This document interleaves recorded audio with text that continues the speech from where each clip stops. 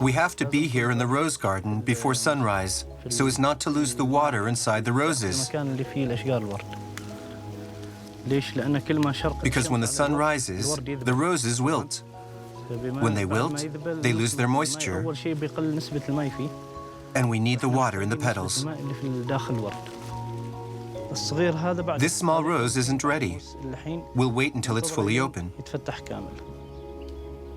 But if I don't pick this, we'll lose it. It will wilt and fall off. So it has to be picked now.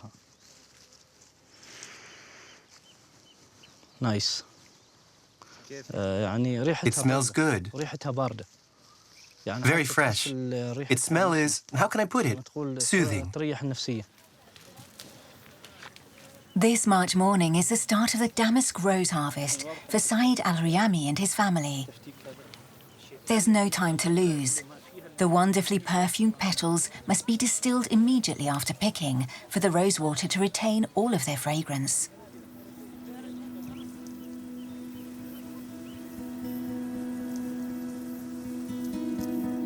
Saeed's hanging rose garden sits at the top of the Omani mountains. Known as Jebel Akhdar, Arabic for the Green Mountain, the region is named for the many oases that have sprung up in this arid setting. These surreal islands of green are home to many traditional villages scattered along the cliffs.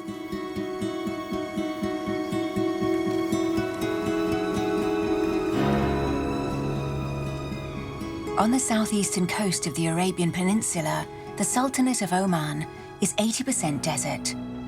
At 2,000 meters above sea level, the Jebel Akhdar massif extends for 100 kilometers at the center of Oman's main mountain range. Some 40 oasis villages are dotted among its rocky slopes. Gardens of Eden in the middle of the mountains of Arabia.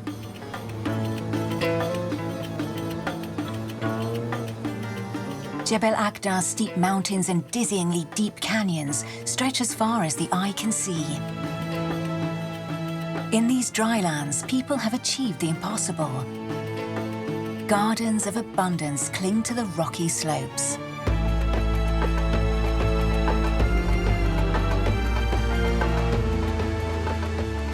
Water, so scarce in the region, flows in the bowels of the mountains. For centuries, ingenious farmers have harnessed this precious resource to cultivate the land. Today, passionate scientists are trying to understand the secret of the lush oasis' survival. The modern world has encroached on this once isolated region over the past few decades. Increasing urbanization is disrupting the traditional way of life here. But many villagers are striving to maintain the land shaped by their ancestors, determined to preserve their wealth of crops.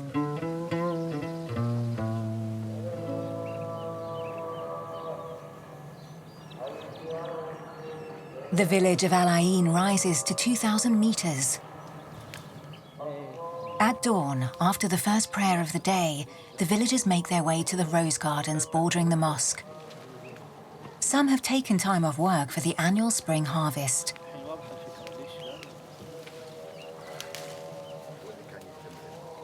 Saeed Al-Riyami picks the delicate roses by hand, as his ancestors once did. Skills passed down from generation to generation, learned at a young age. I started coming here with my father and brothers to pick the roses when I was 5. We live as a community, like the fingers of a hand. From daybreak, we all come here together, the whole family. Rosa damascena is the Latin name of the damask rose. Considered the queen of roses, this variety from Syria is one of the oldest in the world. Those that bloom at the top of Jebel Akhdar are renowned throughout the Middle East for the supreme quality of their scent.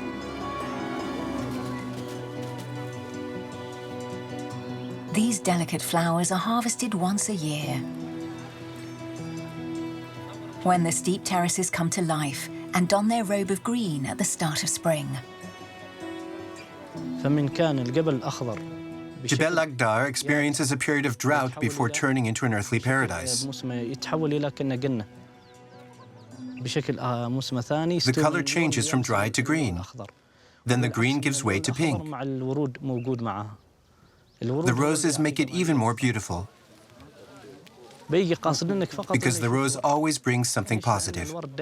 It gives people a sweet soul. When someone doesn't feel good, send them roses. After all, a rose is a rose.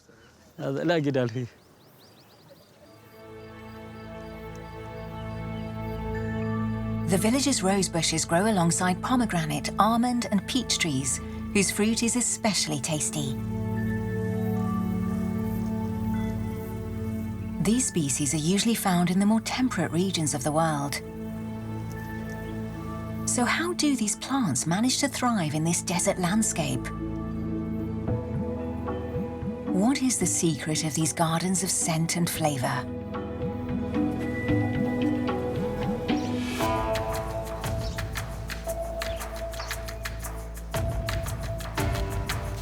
Andreas Burkert has been studying the oases of Oman for some 20 years. This German botanist has installed climate stations among the rose bushes.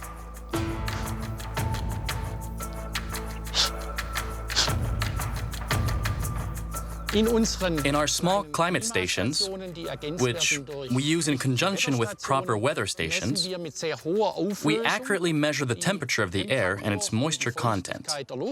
The morning hours interest us most because this is when the temperature is lowest. At 2,000 meters above sea level, the climate is milder here than in the rest of Oman. At the height of summer, the barometer never rises above 30 degrees Celsius in these mountains, yet it hits 50 degrees in the plains. But if fruit trees thrive here, it is above all due to Jebel Akhdar's winter temperatures. Each spring, Andreas Burkert notes down the measurements recorded by his instruments over the previous months. The great variety of fruit trees, including those from temperate regions, is essentially due to the fact that we're at altitude, 2,000 meters above sea level, and that the temperatures are very cool for this latitude, especially in winter. If we look at this temperature data, we can see that it drops very sharply in winter to 2 degrees, and that it varies between 2 and 10 degrees. You never see these sorts of temperatures in the plains at this latitude. So this region has its own unique climate. And it is the accumulation of these cold periods which triggers a reaction to the cold and causes the trees to blossom and develop fruit.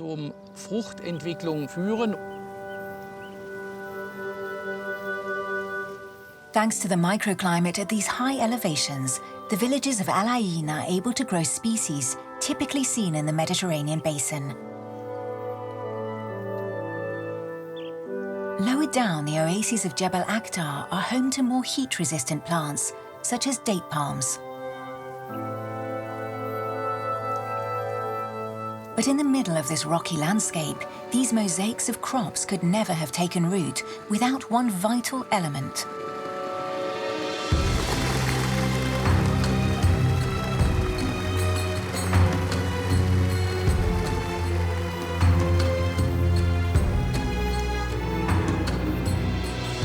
Hundreds of channels thread through Jebel Akhdar's many oases. They are known as falage. The Arabic word falage means the place where water flows. For millennia, these networks of channels have been the lifeline of Oman's oasis villages. In Birket Al Mouz, the local children use the falage as a swimming pool.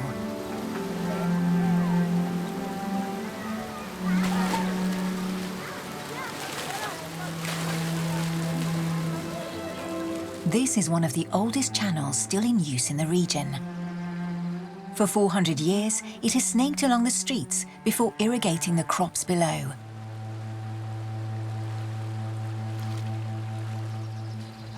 This falage flows through the neighborhood, in the middle of the old village. This is my grandfather's home, and my other grandfather's house was over there. We always walked along the falage. We'd swim, wash, and perform our ablutions here. Kamis al-Dugaishi is the village wakil. In other words, the custodian of the water. The wakil has many roles and responsibilities. Each falage has a wakil.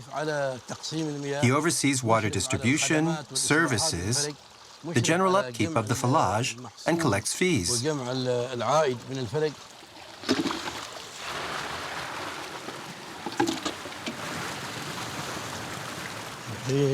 We're going to open the channel for this plot. Its owner is allowed an hour's worth of irrigation. Each person has a specific number of water timeshares. Some people have 30 minutes, others 10 minutes, or 2 hours. It all depends on the size of the plot and the amount of crops that need irrigating.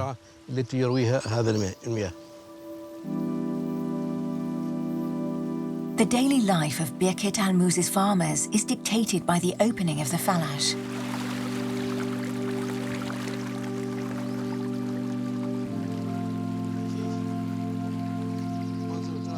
Kamis makes sure that each farmer respects his allocated irrigation time.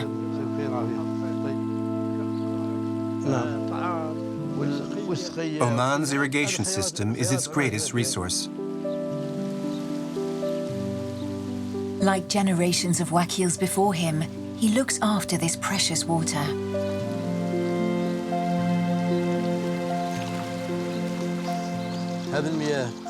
This water is as valuable as the blood flowing through my veins.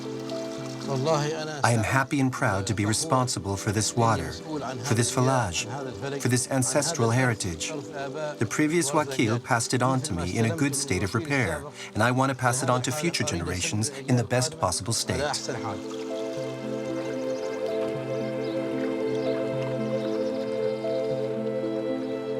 In this desert landscape, water is a precious and rare commodity.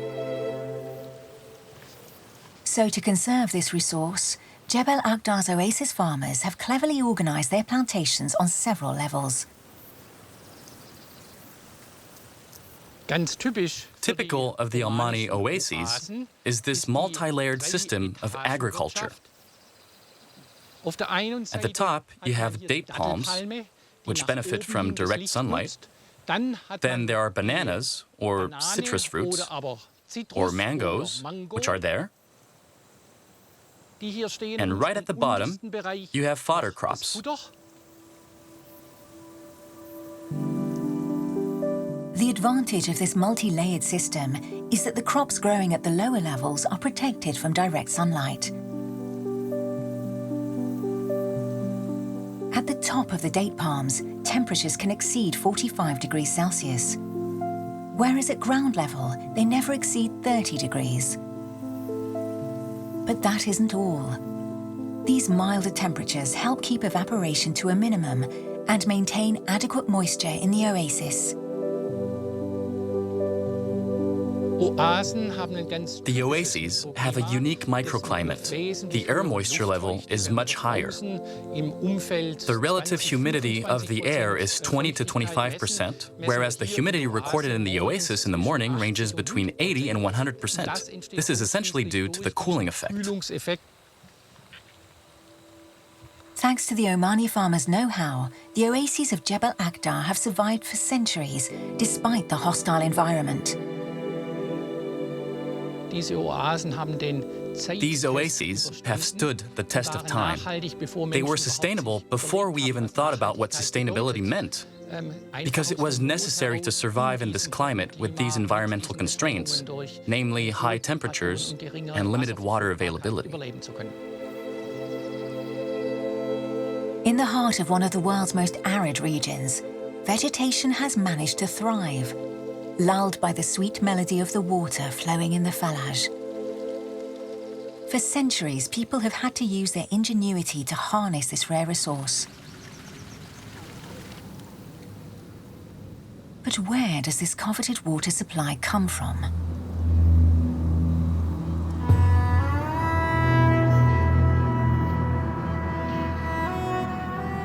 On the surface, the mountains are dry and barren. It only rains a few days each year.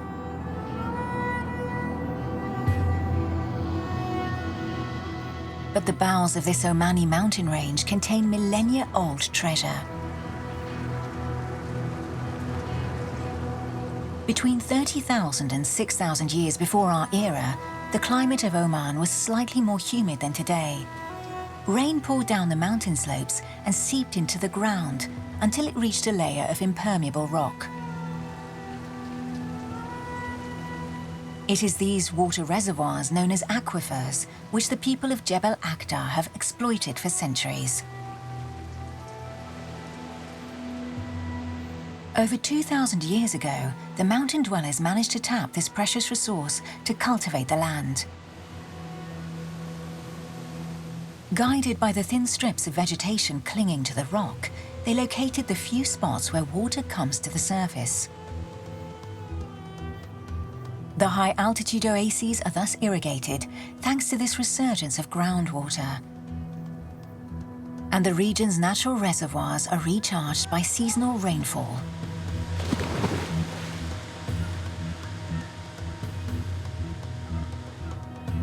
But at the foot of the mountains, as in Birket al-Muz, farmers had to find other solutions to transport water over longer distances. This falage is a complex engineering one. This is a tunnel dug inside the soil for several kilometers. Some aflāj even, the tunnel is up to 17 kilometers. And also they are tributaries. I mean, you have the main tunnel, then you have sub-tunnels assisting the main tunnel. And these systems tap the water without any external energy, so just mainly by gravity. After locating the groundwater reservoirs, people dug tunnels beneath the mountains. Thanks to a gentle slope, they were able to convey the water from the aquifers to the low-altitude oases several kilometers away.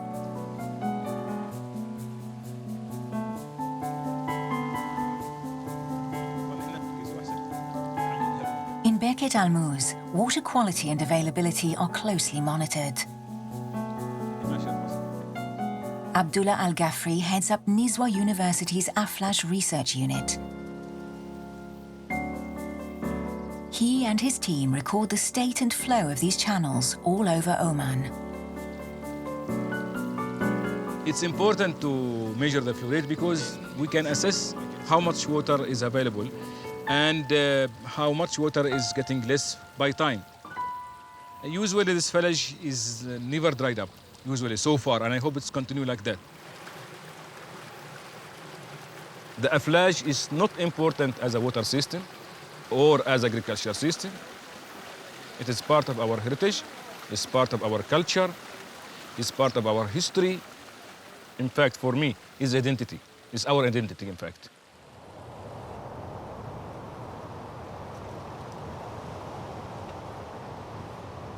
In this drought-prone region, water management has been critical for people's survival for millennia.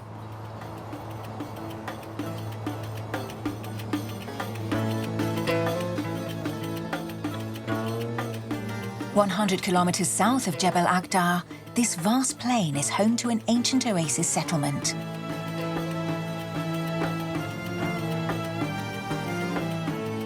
On the edge of the desert, archaeologists have discovered the remains of a citadel, as well as those of a dozen mysterious towers built 5,000 years ago.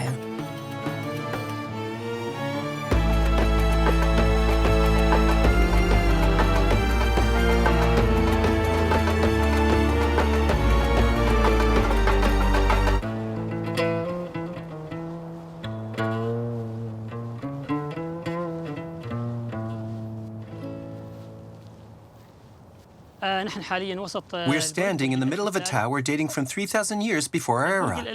Like the other towers of that time, it was built with large stone blocks. And as you can see around us, it is 2.5 meters thick, and it is about 35 meters in diameter.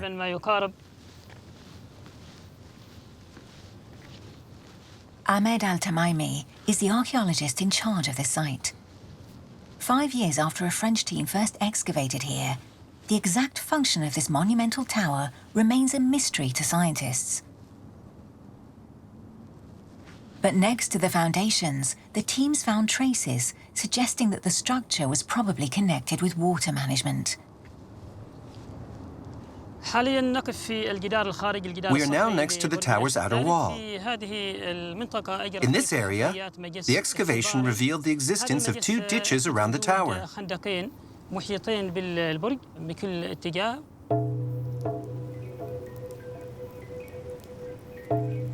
The tower was once surrounded by 2 ditches full of water.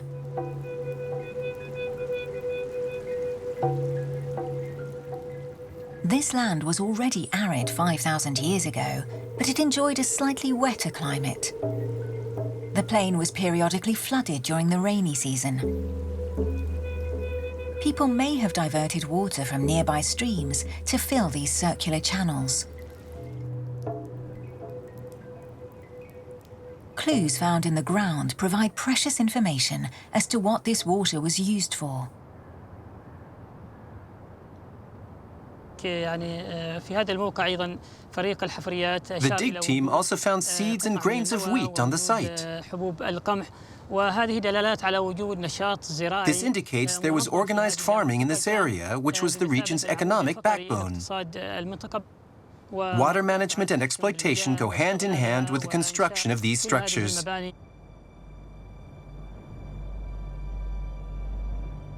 Drawn to the site and its providential seasonal waters, nomadic people settled here to farm the land. Thanks to their water management skills, they created the very first oases in the Oman Peninsula.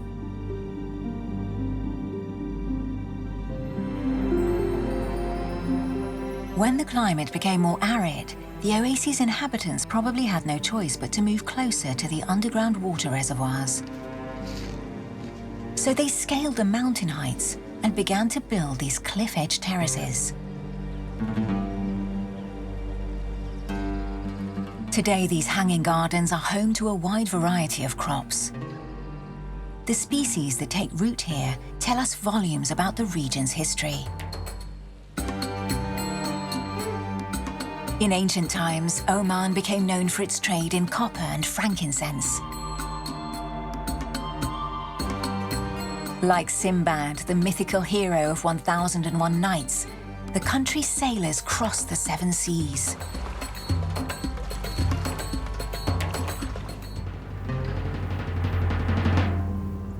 These seafarers brought back many varieties of plants from their voyages. Then, over the centuries, they scattered them about the country's oases. If you take a close look at the oases, you realize what a treasure for humanity they are. You can see plant species that are rarely found together like this elsewhere. But above all, the oases contain varieties that are rarely seen or even no longer exist anywhere else.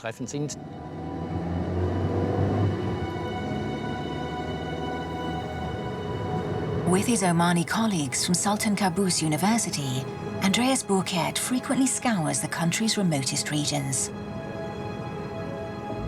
Their aim is to identify and analyze the different species cultivated in the mountain oases.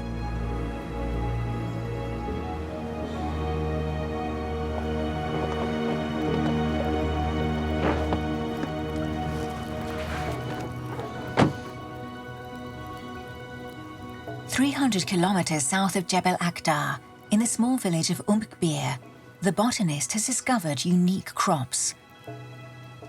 Often introduced several millennia ago, these species have been preserved by the farmers on the remote terraces.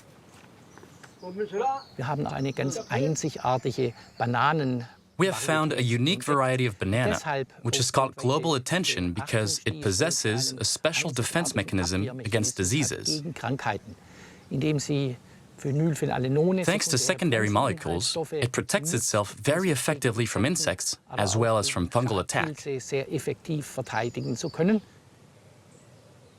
As well as these particularly robust bananas, the botanists have identified plant varieties in the mountain oases which do not exist anywhere else. These ancient crops, a legacy of Oman's distant past, have retained favourable agronomic traits. Often, the material brought to the oases centuries ago has thrived, and it has not gone extinct as it has elsewhere. It has not been altered. In fact, there are still plant varieties here that we'll be able to use in future for crops, for instance, to aim for certain qualities, such as drought resistance and disease resistance. While plantations on the plains are dominated by a limited range of modern crops, the Oases of Jebel Akhdar contain a rich biodiversity. Crops to feed humans, as well as cereals and fodder crops for livestock.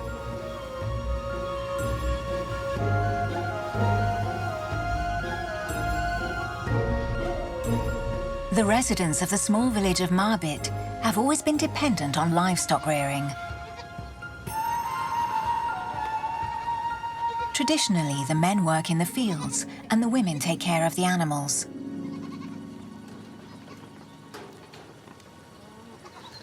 Every morning, Al-Zalfa Al-Subi helps her goats suckle their young.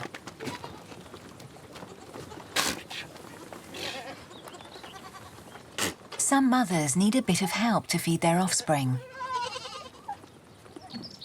So the herder makes sure every kid eats its fill.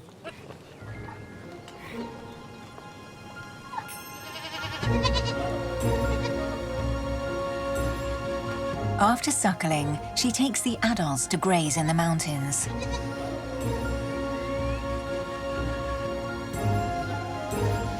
The agile animals climb the steep mountain slopes, where scrubby vegetation has taken hold.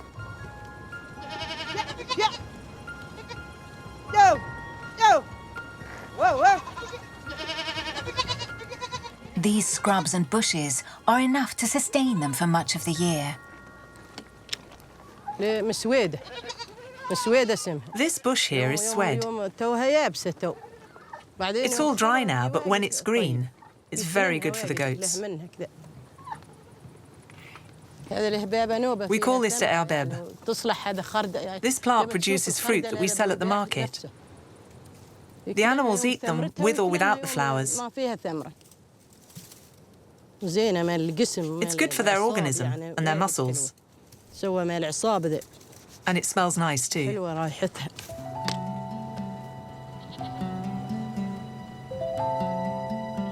The goats spend the morning looking for tender leaves. Then they make their way home to the pen.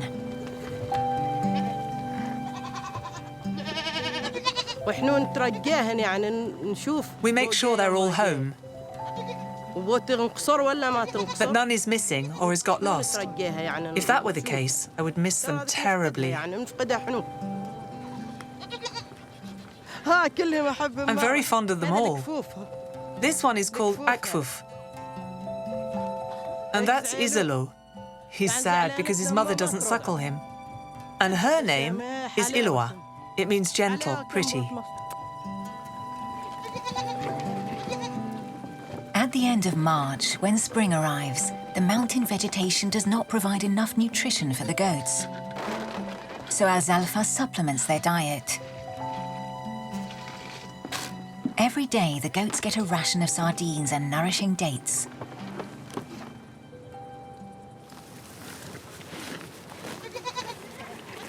While the kids and the weakest adults feast on fresh fodder, picked by Al-Zalfa's brothers in the nearby oases. They give us dates, as do other people from the outside and our close friends. They give us things, we give them things. We trade with them. We exchange produce or livestock, and they give us money, vegetables, and other items.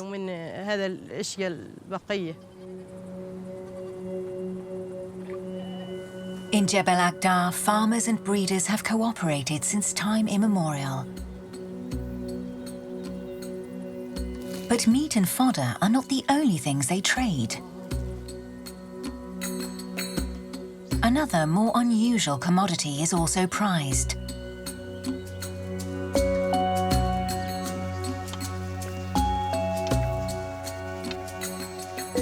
Mohammed Al-Rawahi is an ecologist. For several years now, he has been studying the Oasis soil with Andreas Burkert.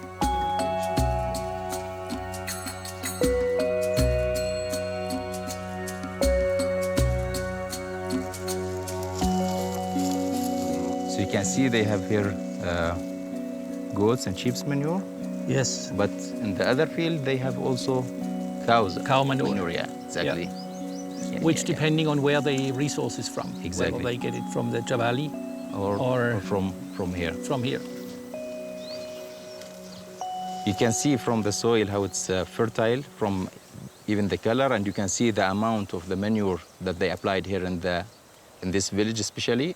They applied a lot of manure, and that will increase, you know, the organic carbon in the soil. But the carbon, especially the carbon, is important for this, the macrofauna, like the worm and also the microorganisms, so they can do their job for mineralize the organic matter so the plants can uptake it. Nothing goes to waste in Jebel Akhdar. From neighbouring farms, nutrient-rich manure is used as natural fertiliser in the plantations. People here are more doing agriculture, and people upper in the mountains, they are more herders, they have more goats and sheep. They bring them the foods, and the others bring the meat and also the manure. Because of this trade-off, and this is close loop between these two groups, these oases were survived and sustained all the harsh conditions. In this remote desert region, the trading between farmers and herders has meant the oases have always had healthy and fertile soil.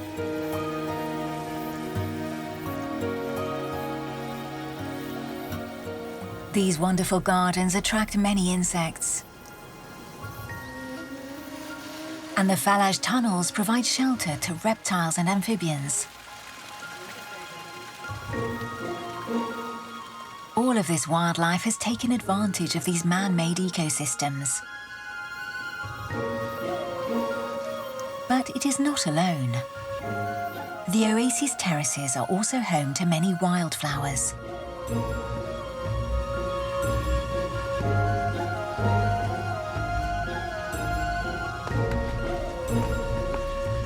For 25 years, Annette Patzelt and her colleagues have roamed the Omani mountain range, identifying the plant life growing around the oasis gardens.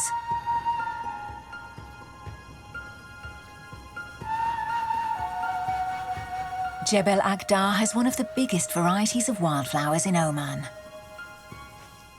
Opportunistic species that have taken hold in the oases. As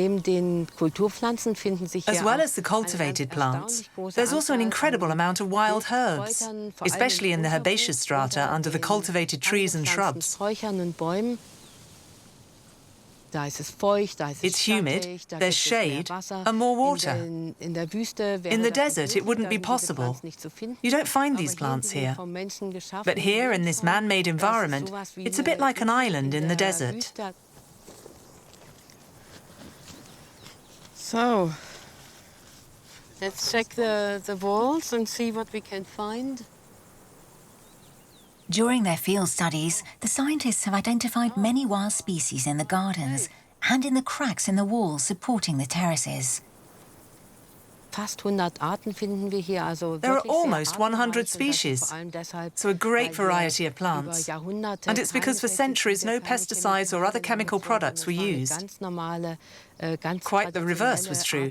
These terraces were cultivated in a very ordinary, very traditional way. And here at altitude, we find a fair amount of plants, such as this grey field speedwell. It has pretty blue flowers, but it's a bit late in the year for flowers. You can already see the fruit.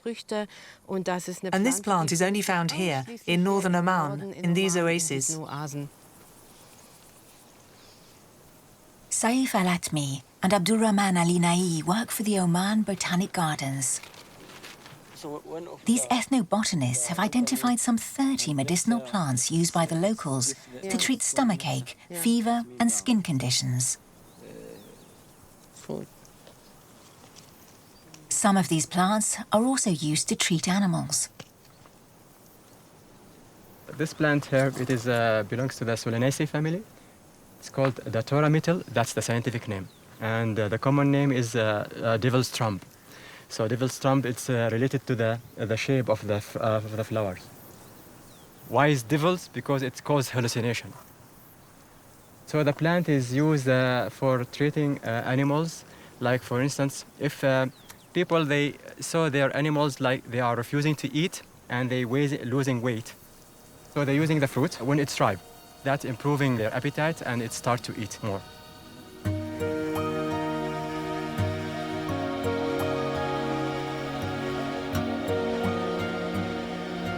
So the oases cure people and animals as well as nourishing them.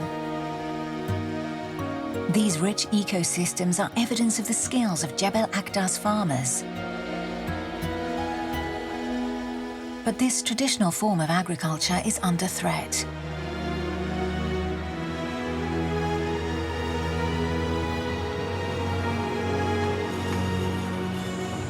In the 1980s, the country embarked on a path of modernization, spearheaded by the new ruler, Sultan Qaboos. With oil and gas revenue, the Sultan built roads, hospitals and schools all over Oman.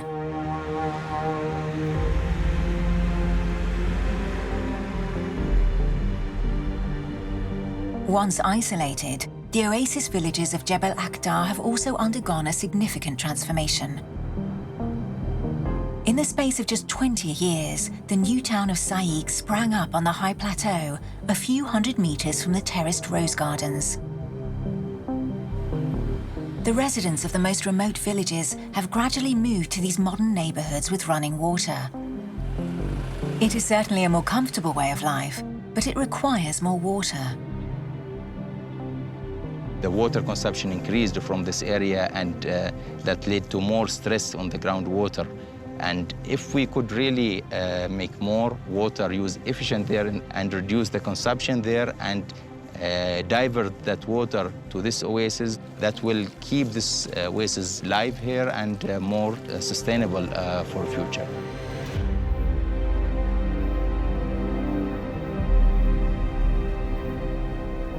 With increasing demand from the town, there is less water for farming. As well as the growing stress on water resources, this wave of urbanization has other consequences. The most isolated villages are abandoned and their terraces neglected.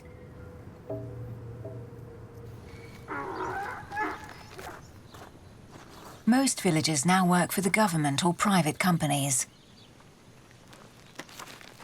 But some continue to tend their land, as it provides a significant source of income.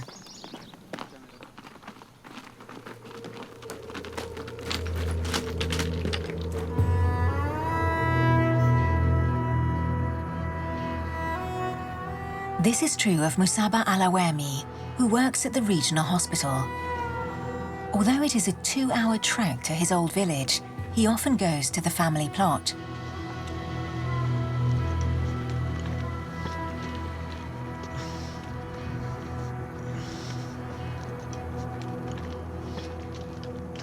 Whenever he can, he takes his son Muntir. The walk is a special moment.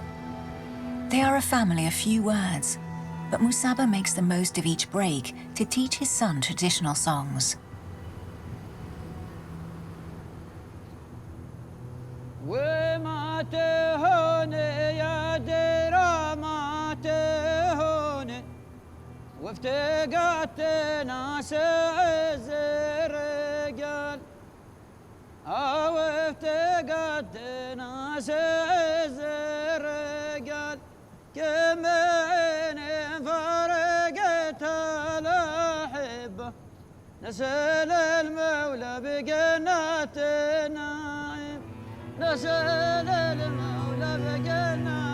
In the middle of this barren landscape, the oasis finally appears around a bend in the canyon. For generations, Musaba's family has farmed this fertile land, where date palms thrive. The terraces are also home to other fruit trees, vegetables and cereals. Carry on along the bottom. I'm going this way. Go that way. All right?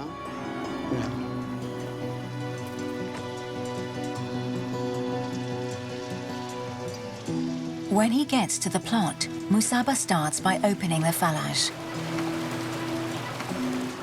Muntia knows exactly what to do. Like his brothers before him, he does just as his father has taught him.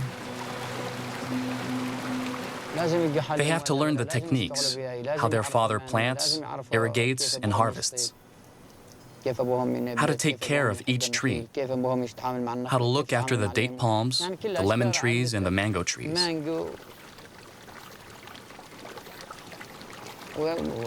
They will pass on these skills.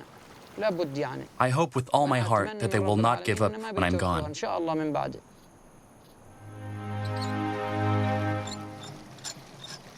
Musaba hopes his children will continue to care for this remote oasis.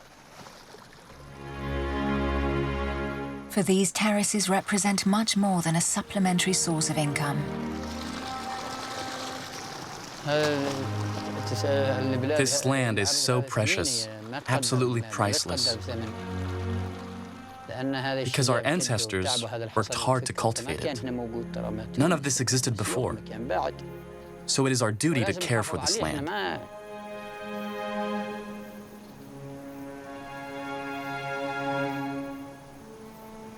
While some inhabitants strive to care for their family plots, others are making the most of a promising new opportunity.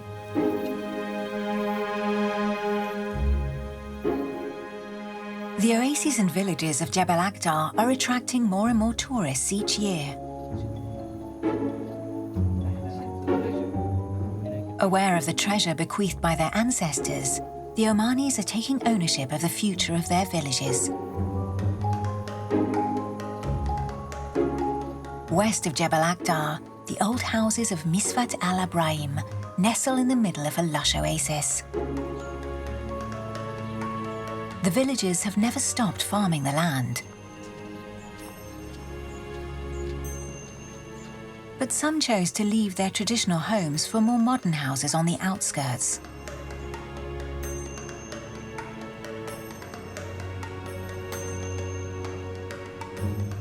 However, in the past 10 years, this old village has got a new lease of life.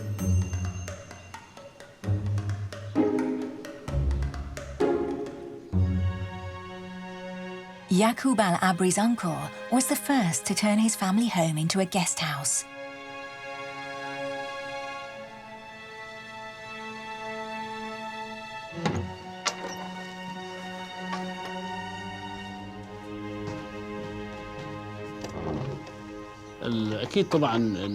I spent my childhood in this house. I've been here for over 25 years, so all my memories are still present.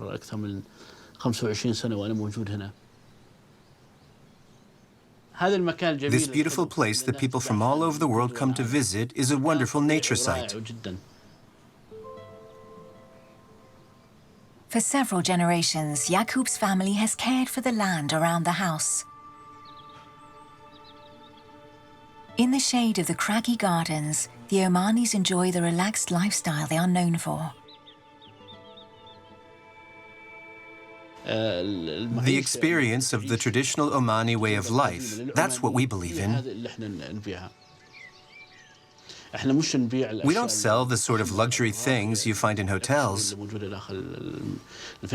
want tourists to experience the authentic Omani way of life with us. They sleep on the floor and eat Omani dishes cooked by local families.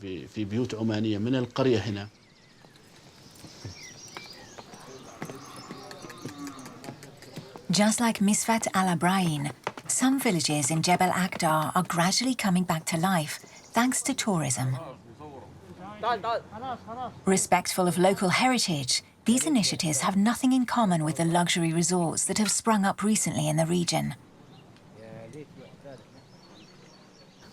Our presence here as Omani residents of the village inspires us to take care of it and make it sustainable. As we've managed to maintain agriculture, we now have to preserve the old houses and enhance them in one way or another. The village, our customs, the place, our irrigation system. It's a source of great pride for me. This village and the Omani traditions are kept alive here.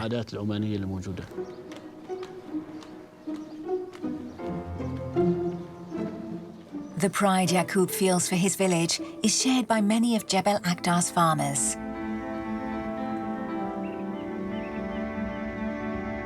These men and women continue to work tirelessly on the terraces built by their ancestors.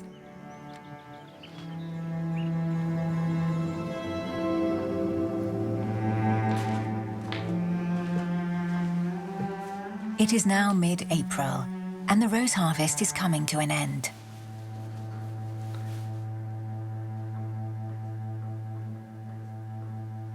Okay. Saeed's nephew is distilling the last petals of the season. Although gas has replaced charcoal, the distilling is still done the traditional way. The petals are heated for over 2 hours in order to extract the rose water.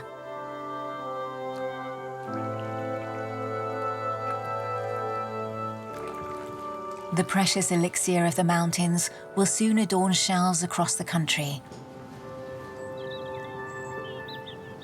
And in a few months' time, at the end of summer, the terrace's bountiful fruits will be ready for harvest. Like the peaceful village of Al Ain, the lives of many of these mountain dwellers are still governed by the seasons and harvests. But for how much longer? Jebel Akhdar is now at a crossroads.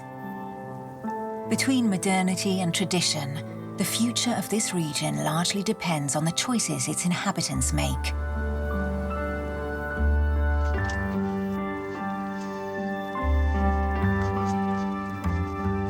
More than ever aware of the treasure they have inherited, many want to preserve their villages and the bountiful terraces around them.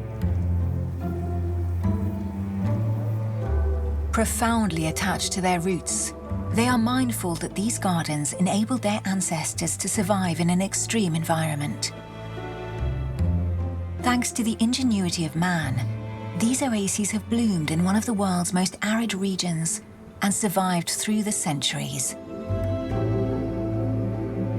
In an era of climate change, the traditional knowledge of Jebel Akhdar's farmers could inspire a return to more sustainable farming practices.